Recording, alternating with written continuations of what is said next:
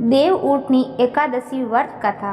देवउठनी एकादशी के दिन चातुर्मास का समापन होता है, क्योंकि भगवान विष्णु 4 माह के बाद योग निद्रा से बाहर आते हैं। इस दिन व्रत रखने और भगवान विष्णु की पूजा करने का विधान है।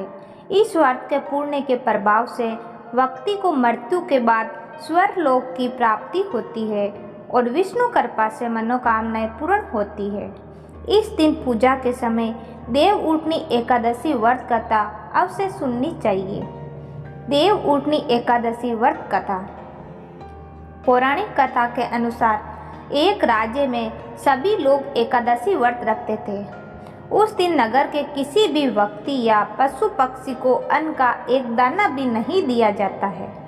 एक समय ऐसा हुआ कि किसी दूसरी जगह का व्यक्ति राजा के दरबार में पहुंचा और नौकरी देने की प्रार्थना करने लगा। तब राजा ने कहा कि नौकरी तो ठीक है, लेकिन शर्त यह है कि माह में 2 दिन एकादशी व्रत के दिन अन्न नहीं मिलेगा। राजा ने नौकरी की यह शर्त बताई। उस व्यक्ति ने नौकरी के लिए राजा की शर्त मांग ली। अगले माह एकादशी व्रत था। उस दिन उसे अन्न नहीं मिला। उसे फलाहार की सामग्री दी गई। वह राज दरबार में पहुंचा और राजा से कहने लगा कि फलाहार से उसका पेट नहीं भरेगा, उसे अन्न चाहिए।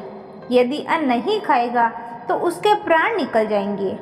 वह राजा के सामने गिड़गिड़ाने लगा। राजा ने उस व्यक्ति को नौकरी की शर्त याद दिलाई। फिर भी वह राजा से अन्न की मांग करता रहा। उसकी स्थिति को देखकर राजा ने उसे अन्न देने का आदेश दे दिया। राजा के आदेशानुसार उसे आटा, चावल और दाल मिल गया। वह नदी के तट पर पहुंचा और सबसे पहले स्नान किया।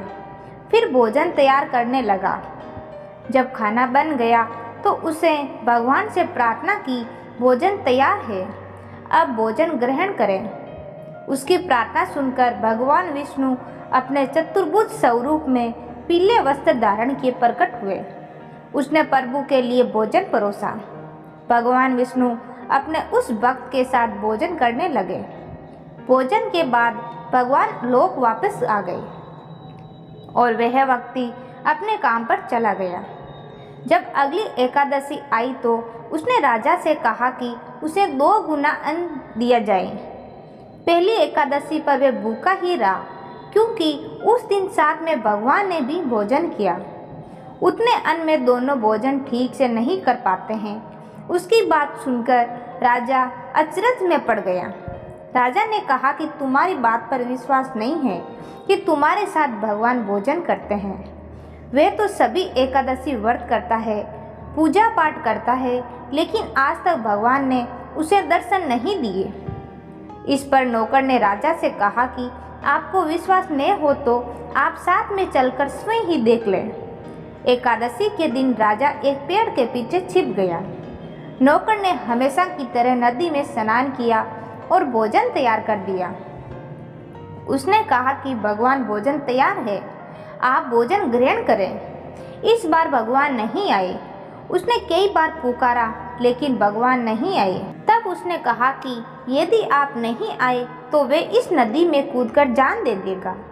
उसने फिर भगवान को पुकारा, लेकिन भगवान नहीं आए, तो वे नदी में कूदने के लिए आगे बढ़ा।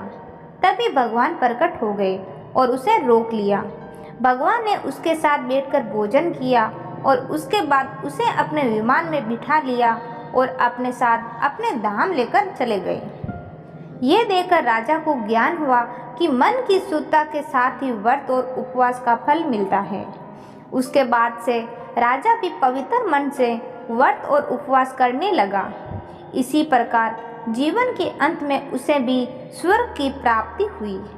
दोस्तों, कहानी अच्छी लगी तो लाइक और शेयर जरूर करें। कहानी सुनने के लिए बहुत बहुत धन्यवाद।